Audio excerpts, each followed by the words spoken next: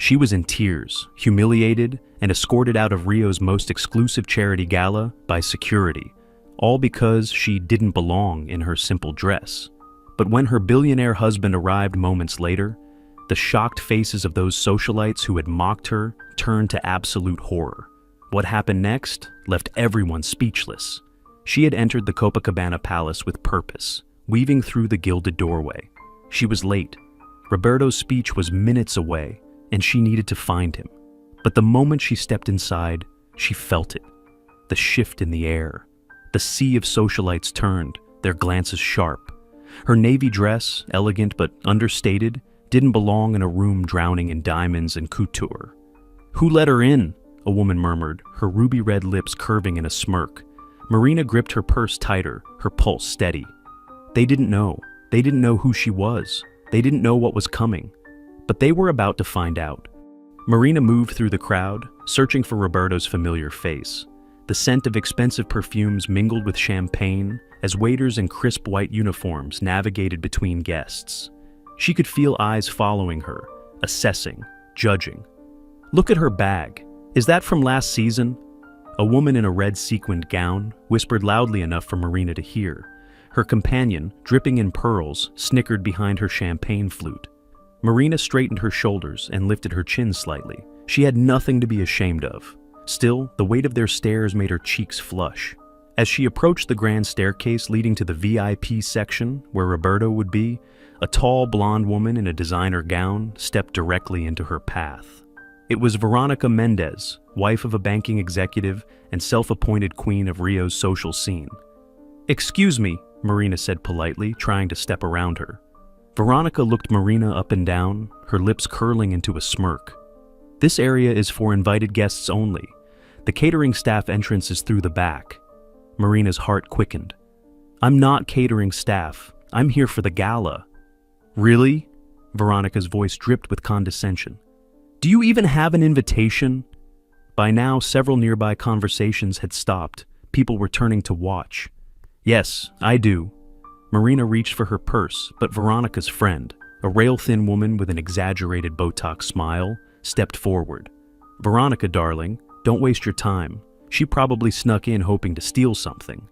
The woman's voice carried across the marble floor. Security should be more careful about who they let through the door these days. The crystal chandeliers suddenly seemed too bright, the room too quiet. Marina could hear her own heartbeat pounding in her ears. "I belong here just as much as you do," Marina said firmly, though her voice wavered slightly. Veronica laughed, a sharp, cutting sound. "Honey, look around. This event costs $10,000 per ticket. People like you don't belong in places like this." She gestured to Marina's simple dress. "What is that anyway? Target? Walmart?" Titters of laughter rippled through the gathering crowd. Marina felt her throat tighten. "My clothes don't define who I am," Marina managed to say. "Oh, but they do," Veronica countered, her voice hardening. "They tell us everything we need to know about you, and they're telling me you're lost." An older gentleman in an expensive suit approached, his expression concerned but not kind. "Is there a problem here, Veronica?" "Charles, this woman seems to have wandered into our event by mistake. Perhaps you could have security escort her out? She's making everyone uncomfortable." Marina's eyes widened. "Please, if you just let me explain—" "Save it," Veronica interrupted. "Charles is on the board. He knows everyone who should be here, and clearly you're not on that list." Charles looked at Marina with cold eyes. "Ma'am, I'm going to have to ask you to leave. This is a private function." "But my husband," Marina began. "Oh, now she has a husband who's supposedly here." Veronica laughed cruelly.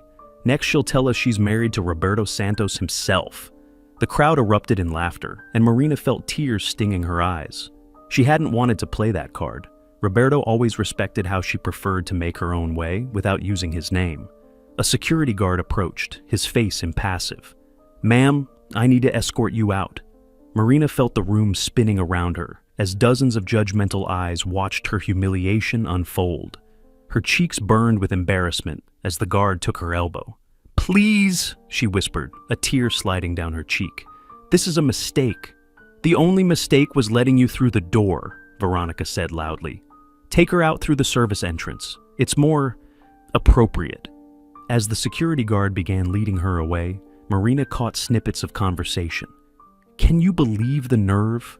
What was she thinking coming here dressed like that? Probably hoping to meet a rich husband. Marina's shoulders slumped as the tears flowed freely now. This was supposed to be her foundation's proudest moment, and instead, but what happened next left everyone in that ballroom completely speechless. The Grand Hall's main doors swung open with a sharp, deliberate thud. For a brief moment, the entire room froze. The clinking of silverware ceased, murmurs died mid-sentence, and every pair of eyes was magnetically drawn to the man who had just entered, Roberto Santos. His black tailored suit fit like it had been sculpted onto him, every detail radiating an untouchable sophistication. He didn't rush. He didn't need to. The world adjusted to his pace. His dark eyes swept across the room with razor-sharp focus, and within seconds, they locked onto Marina. She stood there in the center of the Grand Hall, still restrained by security. Silent tears streaked her face, but her posture remained upright, unwavering. Roberto's gaze hardened. A collective breath caught in the throats of the onlookers. The first to react was the security guard, who released Marina as if he had just grabbed a live wire. The air in the room shifted. Unease spread like wildfire. The more perceptive guests could already feel it. Something was about to explode. Veronica instinctively took a step back. Charles cleared his throat, desperate to maintain composure, but the sheen of sweat on his brow betrayed him. Roberto didn't need to raise his voice. Instead, he calmly adjusted his cuffs, his movements slow, measured, lethal in their restraint. Then, at last, he spoke, low, controlled, sharp as broken glass. Would someone like to explain to me what the hell is going on here? The weight in his voice sent a ripple through the room. Veronica's lips parted, but no words came. Marina, still stunned, watched as the color drained from the faces around her. And then, Roberto took a step forward. Roberto's footsteps echoed across the marble floor as he approached. The guests parted like the Red Sea, cocktail glasses frozen mid-air. Even the music seemed to fade as he moved toward Marina, with measured strides. Veronica forced a smile, her voice suddenly syrupy. Roberto, what a pleasant surprise. We were just humiliating my wife? His words sliced through her facade. The room collectively gasped. Charles went pale. Your wife? Roberto reached Marina, gently wiping a tear from her cheek before turning to face her tormentors. Yes, Charles. My wife, Marina Santos, the very woman whose education foundation is receiving the honor tonight. Veronica's champagne glass slipped from her fingers, shattering across the floor. The sound punctuated the revelation like an exclamation point. But that's impossible, she stammered. She can't be the founder and CEO of Esperanza Educational Network. Roberto's voice carried throughout the ballroom. The woman who has built schools in 27 favelas, the philanthropist who just secured a $50 million grant from the United Nations, that Marina Santos. His eyes narrowed. Yes, she is. Whispers erupted across the room. Phones appeared as guests began recording the spectacle unfolding before them. Roberto wasn't finished. He turned to address the crowd. My wife doesn't wear designer labels because she's busy spending that money building computer labs for children who've never touched a keyboard. She doesn't drip in diamonds because she'd rather fund scholarships for girls who would otherwise never attend high school. Charles attempted to interject. Roberto, there's been a misunderstanding. The only misunderstanding, Roberto cut him off, is thinking the worth of a person is measured by their appearance, an error this board seems particularly prone to making. The event coordinator hurried forward, her face ashen. Mr. Santos, please accept our deepest apologies. We had no idea. That's the point, isn't it? Roberto's gaze returned to Veronica and her friend, who were now shrinking back. You had no idea that the woman you called lost actually owns this hotel? The revelation struck like lightning. Several board members audibly gasped. That's right, Roberto continued. Marina and I purchased the Copacabana Palace last year. We considered it an appropriate venue for her foundation's work, though now I'm questioning whether certain board members align with our values. Charles wiped sweat from his brow. Roberto, I assure you, Your assurances mean nothing, Roberto interrupted. Not when my wife was being escorted out the service entrance of her own building. A distinguished older woman stepped forward from the crowd. Dona Isabella Vasquez, Rio's most respected philanthropist. Marina, darling, I had no idea you'd arrived. Come, your seat at the head table has been waiting. She threw a withering glance at Veronica. Though it seems some people need remedial lessons in both manners and recognition. Veronica's friend attempted to slip away but stumbled on her heel, sprawling across the floor in an ungraceful heap. Nervous laughter rippled through the crowd as waiters rushed to help her up.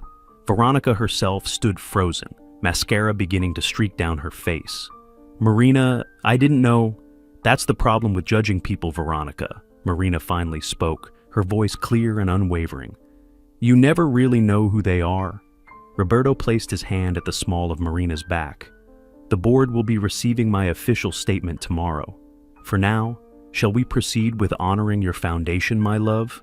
As Roberto and Marina walked toward the main ballroom, guests spontaneously began to applaud.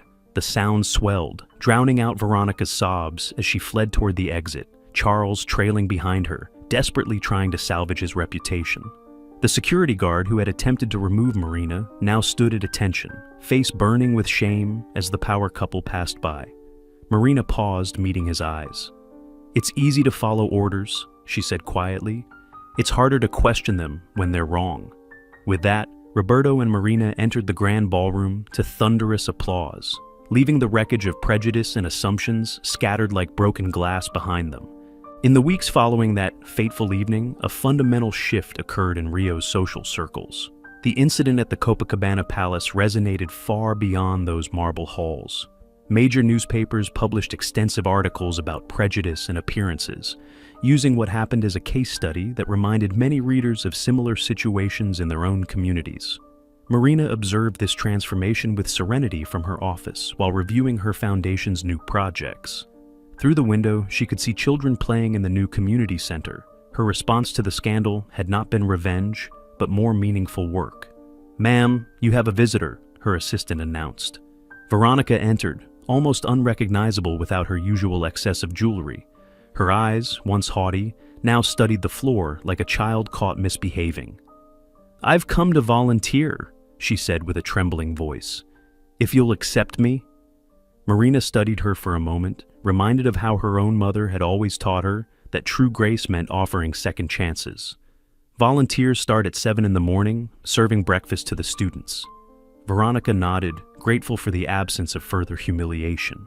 Meanwhile, the Copacabana Palace Board was signing a new code of conduct, prohibiting discrimination based on appearance. Charles had resigned his position, replaced by Dona Isabella, who had implemented radical changes in the policy for charity events that would have made Eleanor Roosevelt proud. At the closing luncheon of the annual campaign, Roberto watched with pride as his wife received a standing ovation. The event, broadcast nationally, had transformed into a symbol of the need to judge less and contribute more, values that resonated deeply with many who remembered civil rights struggles of their own youth. "We must remember," Marina said at the microphone, "that human worth isn't measured by what we wear, but by what we build for others." In the audience sat a former student from her first school in the favela, now receiving her university diploma. Beside her, ironically, was the same security guard who had tried to expel Marina, now the coordinator of the Foundation's professional training program. When Marina stepped down from the stage, no more words were necessary. Her triumph wasn't in bringing down those who had belittled her, but in transforming prejudice into purpose. And this she had accomplished magnificently. The true victory wasn't being recognized as the hotel owner, but seeing how her quiet dignity had inspired a wave of change much greater than any revenge could have provoked. A lesson as timeless as the Golden Rule itself. Dear friends, as Marina's story comes to a close, I wonder, have you ever been judged by appearances? Perhaps you walked into a store and were ignored by salespeople, or attended an event where others made assumptions about you based on your clothing or accent. We've all experienced moments like Marina's. Some of us stood tall in our dignity like she did, while others wished we'd had her courage. Your story matters too. I'd love to hear your experiences in the comments below. How did you handle being misjudged? What would you have done in Marina's shoes? Your shared wisdom might be exactly what someone else needs to hear today. If Marina's journey touched your heart, please consider subscribing to our channel and giving this video a thumbs up. Here, we celebrate stories that remind us that true greatness lies not in designer labels, but in how we treat one another. Don't forget to tap that notification bell. Sometimes life's most powerful lessons arrive when we least expect them, just like that fateful night at the Copacabana Palace. Where are you watching from today? Whether you're in bustling New York, sunny Florida, or somewhere across our beautiful country, we'd love to know where our community of thoughtful viewers extends. Together, we're building a space where dignity trumps judgment, and where your life experiences become inspiration for others. Until our next story, remember, you are valued beyond measure,